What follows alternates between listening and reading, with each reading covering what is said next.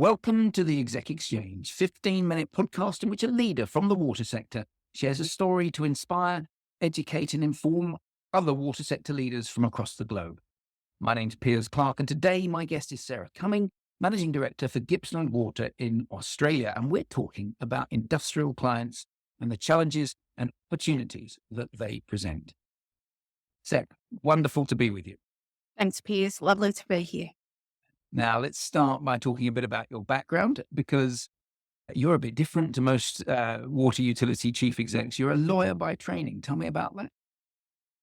Yeah, so I started my career actually as a litigation lawyer. So I've got a background in industrial relations and sort of personal injuries litigation. So quite a different background. And then I moved to working for the corporate regulator, the Australian Securities Investment Commission. So I've also got a strong background in governance and largely in major IT sort of projects. So it's quite a diverse. I often describe myself as a deep generalist. I've got a lot of knowledge about a range of things, like just to a splice. Well, I think that sort of legal training and mindset is going to, as this story is going to unfold, is going to show how that skill set has really come to the fore. Now, we're going to be talking about industrial clients because that's the majority of the clients you serve in Gippsland Water. But before we get to that, let's just explore, where is Gippsland Water? How many domestic customers do you serve? What's the geography? What's the makeup of the population that you're serving? So, Piers, we're based on the southeast of Melbourne, out towards the border of the coast of Victoria, and we cover an area of 5,000 square kilometres, and we service a population of 165,000 people. So, relatively small, but spread over a very large area. And then, in addition, we manage around $2 billion worth of infrastructure. But that infrastructure also services our very large industrial customers, who include power stations, gas production, and very large scale manufacturing. Yeah, so you've got this really interesting mix of something like 20 to 30% of your water and wastewater services goes to domestic customers, and the great majority is to this relatively small number of large industrial clients. And that creates both opportunities and challenges. And so let's start with the good stuff. Let's start with the opportunities that having individual large industrial clients, what does that give you that other utilities might not be experiencing? So we have infrastructure that's, we have really big infrastructure. We have excellent resilience built into our infrastructure because all of our contracts have historically been high reliability contracts. So No, there is there's no no option to there's no option to fail, is there? Because the industry fails, you cascade down, everything fails. This is right. If we fail in our service provision, either we lose gas to the state or southern eastern seaboard, or we lose, power to the state. So the consequences are so large that we've built infrastructure and reliability to match those contracts. It also means we've got significant water resources at our disposal because we're filling such large contracts. It means we've got resilience in water resources, for the long term. Yeah. And it obviously also creates job security for the staff that you've got. It gives you scale. It gives you a big, as you mentioned, a big capital program to deploy. And I suppose it also means that you can focus very quickly down to individual clients. You have key client relationships with the big users. That's right. We have key client relationships, but we're also actively involved in economic development in our region. So we cover 4 different local government areas, and we have a strong relationship into local government and into state government because we're an authority that can help attract investment into the region. And we link really strongly to all the employment statistics for our region, either directly employing people, skilling up people into the region, or having a relationship to the organisation they work for in terms of our service provision. Brilliant. Brilliant. I get all the good reasons why it's great to have industrial clients. There are, of course, some fairly significant operational challenges. Let's touch on those as well now. So what are the things that keep you awake at night when you're dealing with industrial clients? Yeah, I think one of the reasons you end up with someone like me with my background in this particular managing director role is we inherited from our predecessors and the state government various legacy arrangements that were extremely challenging, and things that required significant negotiation abilities to be able to get us onto a level playing field with these large major customers.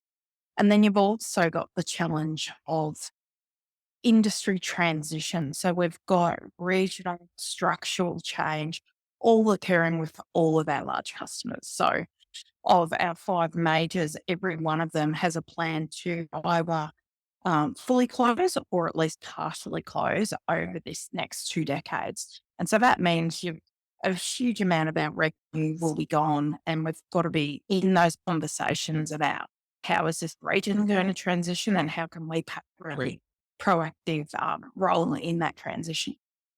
Right. Can we just pause on that? Because what you said was absolutely terrifying. Your 5 biggest customers are all going through a transition which results in them partially or completely closing the operations that are the backbone of your supply. Is that what I heard? That's right. And so those clients, like in terms of wastewater treatment, they are the 2 largest volumes of wastewater that's treated in the state. And whereas on the water side, we had 2 close that were the second and third largest water users in our state. The first one has reduced by half, so they've got closure in place. And then, the others are following over this Victoria's transition away from coal powered energy source, well known, and that all occurs in the Latrobe Valley, which is one of our service areas. We'll talk a bit later about what might be replacing them. But I assume there's also, because you've got industrial clients, you've also not just got this volatility of the amount of water and wastewater services they're procuring, but also there's some special chemicals that inevitably are going to be being discharged and things like that you've got to deal with. Is that also a problem?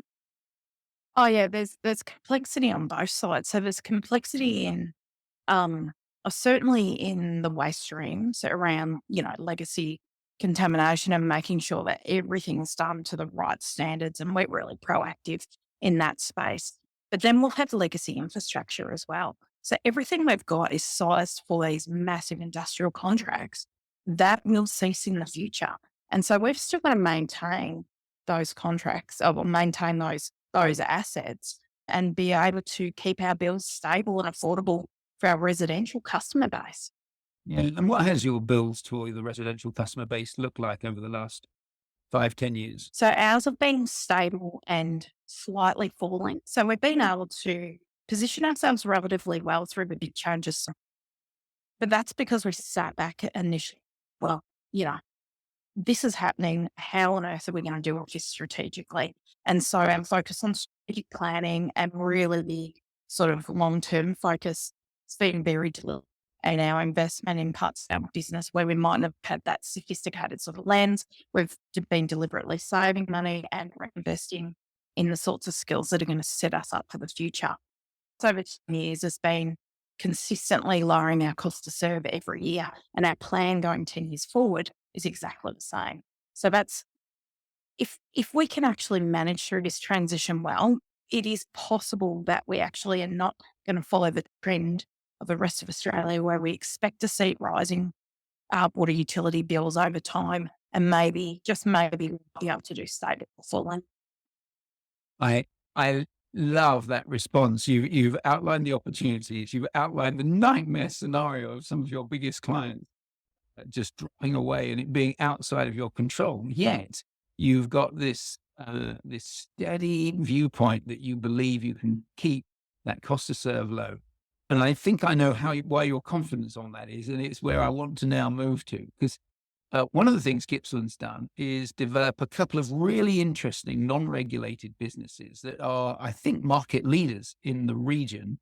You stretch outside of your region. And I think some of that is because you've had the infrastructure that's been related to the large industrial clients that you serve. And some of that is actually due to the mindset that you've created inside the organization. So can we talk a bit about those two? There's two businesses in particular I'd like you to touch on. I think you know which the two are. Can you fill the Sure. chills? We're quite different, not just because of our customers, because we run reasonably large commercial businesses, both for profit, one for much more substantial profit. And probably the one that's really worth focusing on is our what we call Gippsland Regional Organics.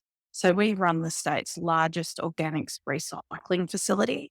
And this is one of the benefits, I suppose, of having the challenges that we've got is one of our big industrial customers has a waste stream that was causing us enormous use and cost. And we found a way of being able to manage that waste stream and value add. So that's where our organics business grew out of. And it's a business that makes a significant profit and helps us manage both our operating costs down, but also pay down our debt. Yeah. And just to be clear, because you're a publicly owned authority, the profit that's made in that organics business is then used to cross subsidize and enable you to keep the cost to serve for your domestic customers as low as possible. Is that correct? Yeah, so we use it both to offset operating costs and pay down debt. And the debt that we're paying down is largely related to the residential customer base. So yeah, we use it for the benefit of our broader customer base. Now, I know you wanted to, you talked about the organic business and you sort of cast over the second business. But the reason I want to mention you to talk about both of them is because having one is almost, lucky. Having two shows that there's a cultural approach that you have inside the organization. And so I think it's really good to just touch briefly on the second business as well, if you could. Sure. So the second business is our Gippsland Regional Agribusiness, and we run 12 farms across the Gippsland region. We've primarily got the land to serve disposal of wastewater at the most efficient way. So that business on its own saves us nearly $2 million in operating costs a year because we can treat that wastewater to a lower standard than if it was being, put into waterways and so on. But the business also has significant cropping enterprises. We also manage some of the state's largest plantations. So it's quite a diverse business and it's got lots of flexibility to really do what it needs in order to generate a profit for our broader customer benefit. Yeah.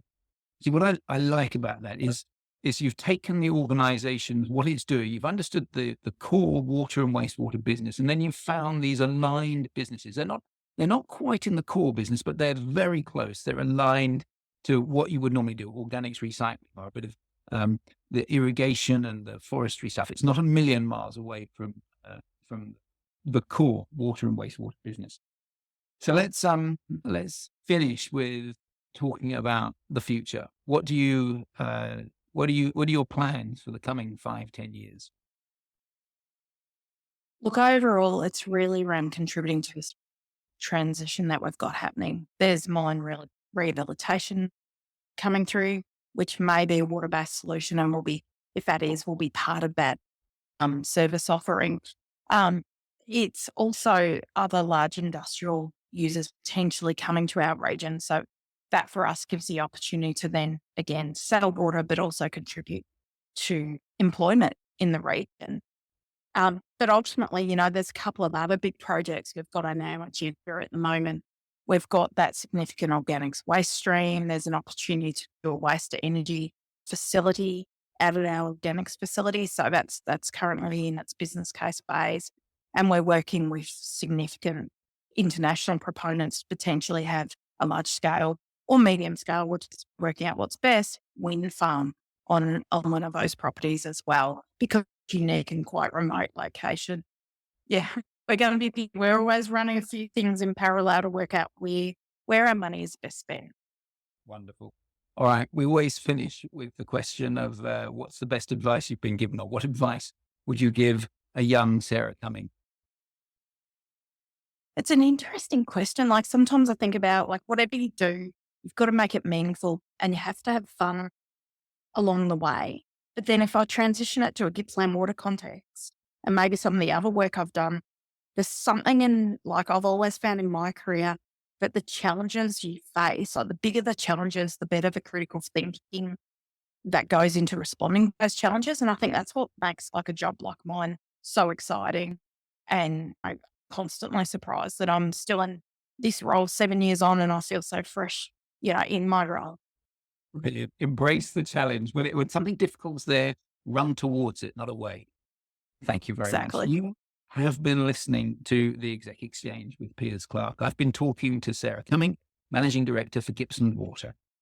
Please join us next time. Thank you very much, Sarah.